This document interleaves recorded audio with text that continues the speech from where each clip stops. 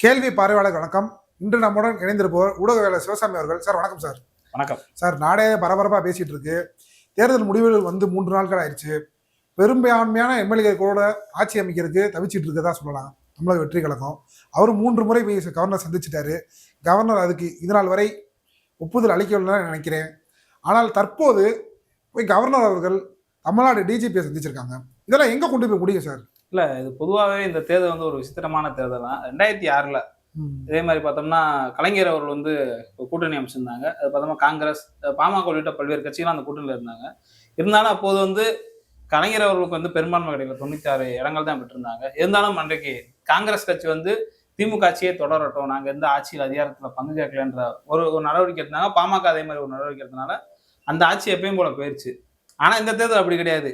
இந்த தேர்தலில் இன்னைக்கு பல்வேறு காங்கிரஸ் கட்சி வந்து திமுகவோட இருக்குது, விசிகா, கம்யூனிஸ்ட் கட்சி உள்ளிட்ட பல்வேறு கட்சிகள் வந்து திமுக அணியில் இருக்காங்க. பாஜக அணியில் வந்து அதிமுக உள்ளிட்ட பல்வேறு கட்சிகள் இருக்காங்க. விஜய் வந்து தனித்து 234 தொகுதி, 2 தொகுதியில் அவர் போட்டிட்டாரு. ஒரு தொகுதியில் வந்து எடப்பாடி பழனிசாமி ஏதோ ஒரு பண்ணாரான்னு தெரியல. அந்த தொகுதியில் வந்து பார்த்தோம்னா அவர் வெளியேறிட்டு எப்பயும் போல இன்னொரு சின்னத்துக்கு தான் அந்த பெட்டின்னு நினைக்கிறேன், அதுக்கு அவர் கொடுக்குறாங்க. ஆனால் இந்த தேர்தல் நம்ம சொன்ன மாதிரி ஆரம்பத்திலேருந்தே ஒரு விசித்திரமான தேர்தல் தான். இப்போ இந்தியா கூட்டணியில் தமிழ்நாடு அங்க வச்சிருக்க கூட்டணி தான் 200+ன்ற மாதிரி பல்வேறு கருத்துல இருந்துச்சு. விஜய் அவர்கள் வந்து ஒரு 4% ஆரம்பத்தில் சொன்னாங்க, அப்புறம் 5ன்னு சொன்னாங்க, 8ன்னு சொன்னாங்க, 10ன்னு சொன்னாங்க. கடைசியில் வந்து அவர் ஆட்சி அமைக்க போறான்ற மாதிரி கருத்து வரைக்கும் வந்து சொன்னீங்களே.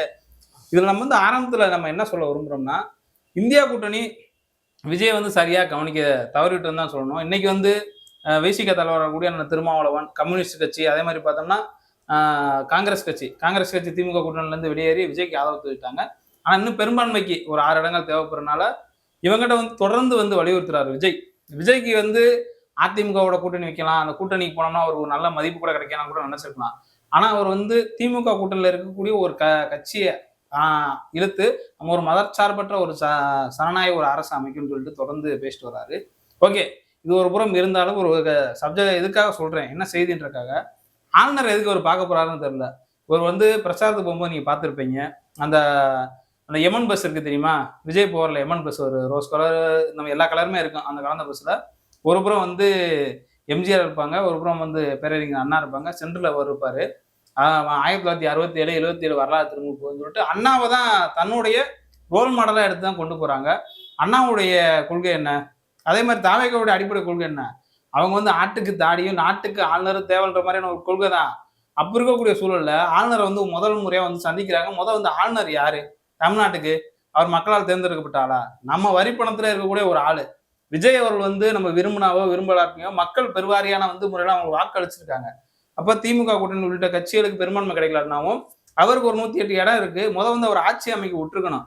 ஆட்சி நீங்க முதலமைச்சரா பதவியேற்றதுக்கு அப்புறம் நீங்க பெரும்பான்மை நிறுவீங்கன்றது வந்து சட்டமன்றத்துல கேட்கணுமே தவிர, இவங்க இஷ்டத்துக்கு வந்துட்டு அவங்கள வந்து இப்போதைக்கு இது பண்ண மாட்டேன், பெரும்பான்மையை கொண்டு வாங்க அப்படின்னு சொல்றது என்னமோ பாஜக வந்து தொடர்ந்து வந்து விஜய் மிரட்டுற மாதிரி தான் தெரியுது. ஏன்னா பல மாநிலங்கள்ல பாஜக என்ன பண்ணும்னா இது மாதிரிதான், இந்த மாதிரி யார் யாரெல்லாம் வந்து சொல்லுவாங்கல்ல, இவர் விஜய் வந்து ஒரு முதல்வர் வேட்பாளர் கிடையாது, எதுவுமே தெரியாது. ஏதாவது பசிக்கு ஒருத்தவன் வந்து பிஸ்கட் கேட்கும் போது அவனுக்கு பிரியாணி கிடைச்ச மாதிரி திடீர்னு ஒருத்தவன் வந்து கஷ்டப்படுறவன்கிட்ட போயிட்டு அவனே போவான், அன்றாடம் கட்சியா இருப்பான், ஒரு 500 ரூபா சம்பாரிச்சுக்கிட்டே அவனோட வாழ்க்கை விட்டான்.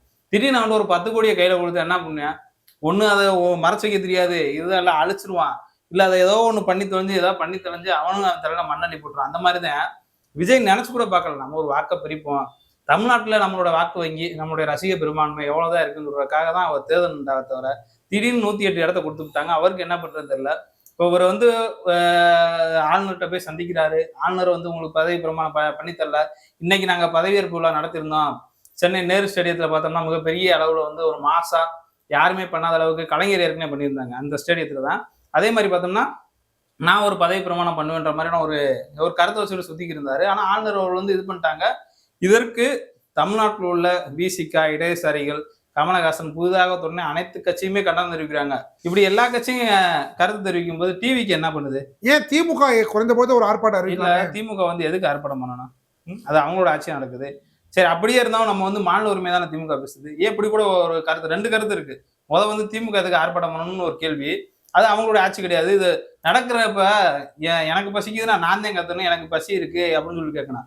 ஏன்னா அடிச்சவனுக்கே வலிக்கல, உனக்கு பசிச்சவனுக்கே கேட்க மாட்டேற, இன்னொருத்தவங்க வந்து எப்படி கேட்பாங்க? அதே மாதிரி மாநில உரிமைகளை வந்து வலியுறுத்தி கொண்ட திமுக அமைதியா இருக்கக்கூடாது. ஏன்னா விஜய் பாவம் தெரிஞ்சே தெரியாம அந்த அரசியல் களத்துல வந்துட்டாரு. அவருக்கு என்னன்னே தெரியாது. அவர் வார்டு கவுன்சில் நிப்பாட்டினா கூட என்ன பண்ணுன்ற மாதிரியான தெரியாத நிலையில தான் இருக்காரு. அவரை கூட்டு வந்து நீங்க முதலமைச்சர் ஆக்கிட்டீங்க. இந்த இதுல எவ்வளவு எப்படி இது பண்ணணும், எந்த துறை எப்படி நடத்தணுன்றா தெரியாது. திமுக வந்து ஒரு 70 ஆண்டு கால கட்சினால அவங்களுக்கு இந்த தமிழ்நாட்டினுடைய அதாவது சொல்லுவாங்களா சூழல், வடக்குல எப்படி இருப்பான், மேற்குல எப்படி இருப்பான், தென்மேற்குல எப்படி இருப்பான், அந்த மாதிரி பல கருத்துக்களை வச்சுதான் அவங்க இருப்பாங்க. ஆனா விஜய்க்கு அப்படி தெரியல. அப்ப திமுக போன்ற கட்சிகள் தான் நடந்து மாநில உரிமைகளை வந்து நிலையாட்டணும். இன்னைக்கு உச்சநீதிமன்றத்தினுடைய வழக்கறிஞராக இருக்கக்கூடிய கபில் சிபல் கூட என்ன சொல்றாங்க, இது ஆளுநர் என்பவங்க பாஜக ஏஜென்ட்களா செயல்படுறீங்களா, உங்க இஷ்டத்துக்கு எது வேணா பண்ணுவீங்களான்ற மாதிரி ஒரு கருத்து வைக்கிறாங்க. டெல்லியில ஒரு குரல் கேட்டுக்கிருக்கு. ஆனா மாநில உரிமை பேசக்கூடிய திமுக வந்து என்ன அமைதியா இருக்காங்கன்னு தெரியல. இது திமுக பிரச்சனையா, தாவேகா பிரச்சனையான்றதுலாம் ஒரு இதே கிடையாது. எடப்பாடி பழனிசாமி இவ்வளவு பிரச்சனை நடந்திருக்கு, அவரோட புதுச்சேரி போய்க்கிருக்காரு. அவர் அடைச்சு வச்ச எம்எல்ஏக்களை பாதுகாக்கிறக்காக. இது இன்னைக்கு விசிகாவோட முன்னாள் எம்எல்ஏ ஷானவாஸ் கூட கண்டிச்சு அறிக்கை கொடுத்திருக்காங்களே. இல்ல எல்லாரும் கண்டிக்கிறாங்க. திமுக வீரியமா இல்லைன்றேன். மாநில உரிமைகளுக்கு வந்து நம்ம விஜய் இன்னைக்கு விஜய்ன்றது இன்னைக்கு இவர் விஜய் மட்டும் இல்ல, நாளைக்கு முதலமைச்சரா வந்து ஸ்டாலின் கூட வரலாம். அதிமுக திமுக கூட்டணிக்கு ஒரு புறத்துல பேச்சுவார்த்தை நடந்துருக்குன்னு சொல்லலாம். இன்னும் விஜய் வந்து முதலமைச்சரா அறிவிக்கப்படல. ஆனா மக்களா தேர்ந்தெடுக்கப்பட்ட பெரும்பான்மையினுடைய முதலமைச்சரா தான் இருக்காரே தவிர, கூட்டணி வச்சா இப்ப மத்த அனைத்து கட்சியும் கூட்டணி வச்சாங்கன்னா வைங்க, நாளைக்கு உதயநிதி ஸ்டாலினோ இல்ல எடப்பாடி பழனிசாமி யார் வேணா முதலமைச்சரா வரலாம். ஆனா இவங்க ஏன் அமைதி காக்குறாங்கன்னு தெரியல. ஏன்னா அவங்க வந்து ஆரம்பத்துல இருந்து இன்ஸ்டாகிராம் பசங்க தான் அவங்களாம். இன்ஸ்டாகிராம் ரீல்ஸை போட்டு வந்தவங்களை தவிர அவங்களுக்கு மற்றபடி ஆட்சியை பத்தியோ ஏதாவது நிர்வாகமோ அடிப்படை தொண்டராக இருந்தோ மக்கள் போராட்டம் செஞ்ச விஜய் உள்ள வந்தவோ இல்ல. இதுல வந்து என்ன ஒரு நமக்கு ஒரு கடுப்புனா, ஏன் தாவேகா எந்த போராட்டத்தை அறிவிக்கல தெரியாது. அவனுக்கு என்ன போராட்டம் தெரியும்? ஸ்டாலின் அங்கிள்னு சொல்லிட்டு ஏதாவது ஒரு பிரச்சனை பண்ணாங்க அது தெரியும். கரூர் சம்பவம் நடந்திருக்கு. 3 நாள் கழிச்சு பவுடரை போட்டு வந்து விஜய் பேசுறாரு. ஆனா அந்த அளவுல தான் அவங்க இருக்காங்க. அவங்களுக்கு ஆளுநர்னா என்னன்னு தெரியாது. ஸ்டாலின் ஏதோ தடுக்கிறாருன்னு நினைச்சிருப்பாங்க. நான் சோசியல் மீடியா எழுதியிருக்காங்க, ஸ்டாலினே எங்களை பதவி இருக்க விடு, இல்லைன்னா அவ்வளவுதான் பாத்துக்க, நடக்கிறதே வேற, போராட்ட வேடிக்கை, மெரினால கூடுவோம், ஜல்லிக்கட்டு போராட்டம். இது ஆளுநர் பிரச்சனையா? ஆளுநர் ஒண்ணும் பண்ண மாட்டேதியா? பாஜக உங்களை தலையிட மாட்டேதியா? அமித்ஷா உங்களை போட்டு மிரட்டாரியா? அவரை எதிர்த்து கேளுங்கன்னா கேட்க மாட்டாங்க. அது அவங்க கட்சிக்காரங்களா பாருங்கவே. ஆளுநருடைய அத்துமீறல் தொடர்ந்து வந்து உங்களுக்கு வஞ்சகொறுப்பு நடந்திருக்கு.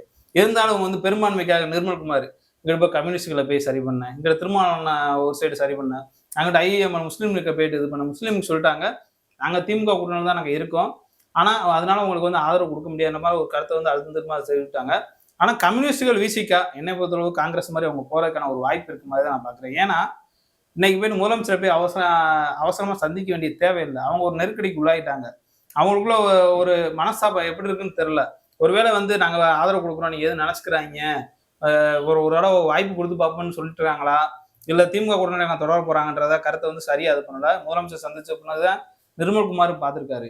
அப்ப எது எப்படியோ இவங்களுடைய சட்டமன்ற உறுப்பினர் எங்க? விஜய் 108 பேர் ஜெயிச்சாங்களே, அவங்க எங்க இருக்காங்கன்னு தெரியல. முதல்ல வந்து 108 பேர் மட்டுமா வெற்றி பெற்றவங்க? இதுல திமுக வெற்றி பெற்றவங்க இருக்காங்க, அதிமுக வெற்றி பெற்றிருக்காங்க. அவங்க தொகுதிக்கு வந்து நல்லது கடை செய்ய போகணும். அப்ப அந்த இதுக்கெல்லாம் என்ன பண்ண போறாங்க? இப்போ உங்களை ஆட்சி பெரும்பான்மையா இருக்கக்கூடிய நபர்களுக்கே வந்து அவங்க வந்து ஒண்ணும் பண்ணலன்னா, இப்போ மற்றவங்க என்ன பண்ணுவாங்க? இப்போ நம்ம இதை எப்படி பார்க்கறோம்னு ஒட்டுமொத்தமா, தாவேகாவுக்கு என்ன பண்றதுன்னே தெரியல. நம்ம கையில இந்த குரங்கு கையில பூமாலை கொடுத்துட்டா என்ன பண்ணுன்ற மாதிரி சொல்லுவாங்க பாருங்க. அதுதான் பிச்சு விளாண்டுக்கு இருக்க மாதிரி தான். விஜய் கையில அந்த முதலமைச்சர் பதவி கொடுத்துட்டாங்க. இருந்தா ஒரு இன்னும் ஆட்சி நிர்வாகம் பண்ணல, பண்ணதுக்கு அப்புறம் தான் அவங்க வந்து எப்படி செயல்படுறாங்கன்றது நமக்கு தெரியும். ஆனா இந்த ப்ரொசீஜர் இதெல்லாம் தெரியல. ஆளுநரா டக்குன்னு வந்து விஜய் வந்து நாளைக்கே ஒரு வீடியோ போட போறான்னு நினைக்கிறேன். காமெடியா போட்டுக்கிட்டு இருந்தாங்க.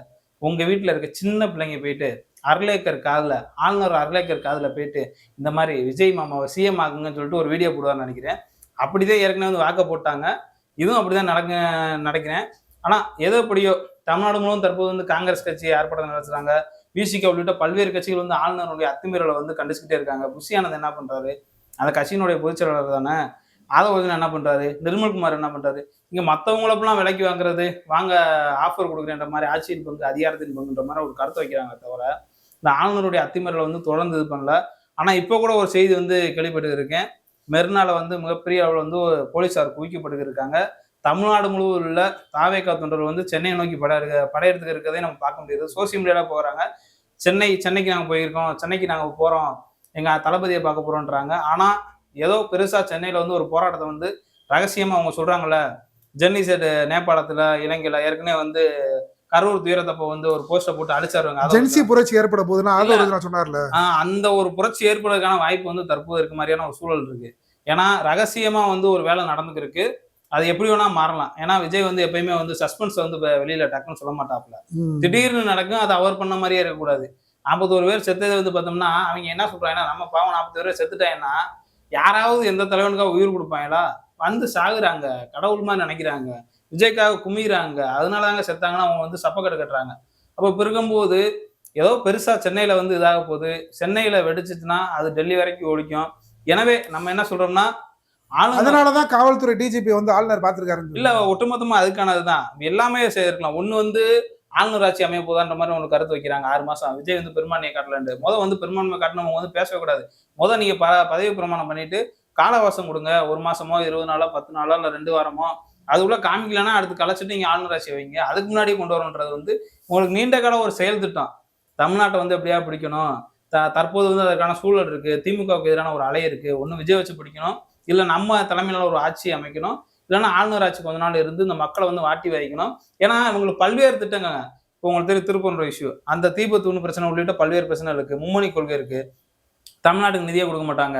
இந்த ஆளுநர் ஆட்சி வந்து சொன்னீங்க சட்டத்தை நிறைவேற்றினதுதான். மும்மொழி கொள்கையை வந்து நீங்க வந்து கட்டாயம் படிக்கணும் ஒரு அறிவிப்பு குடுத்தாங்க. நீங்க ஒண்ணுமே பண்ண முடியாது. அப்ப இதெல்லாம் எல்லாம் நடக்கிறதுக்கான வாய்ப்பு இருக்கு. எனவே விஜய் அவரோட தொண்டர் இருக்காங்களா, உங்கள நம்பி கிட்டத்தட்ட 1.25 கோடி பேர் வாக்களிச்சிருக்காங்க. என்ன பண்ண போறீங்கன்றதான் விஜய்க்கு கண்முன்ன இருக்கு. இல்லன்னா அவர் வழக்கம் போல வந்து முதல்வர் பதவி என்பது வந்து ஜோசப் விஜய் எனும் நான் அப்படின்னு சொல்றது வந்து கனவாதான் போன்றதான் நான் தெரிவித்துக் கொள்கிறேன். பொறுத்து வந்து பார்ப்போம் என்னென்ன பண்ண போறாங்கன்ட்டு. ஏதோ போராட்டம் நடத்துவாங்களான்னு பார்ப்போம். காங்கிரஸ் கூட அறிவிச்சிருச்சு. நாளைக்கு தமிழ்நாடு முழுவதும் காங்கிரஸ் போராட்டம் பண்றாங்க. பிரதான ஆளுங்கட்சியான தாவேக்கு என்ன பண்ண போகுதுன்னு நம்ம பார்ப்போம். பொறுத்திருந்து பார்ப்போம். நன்றி சார். நன்றி.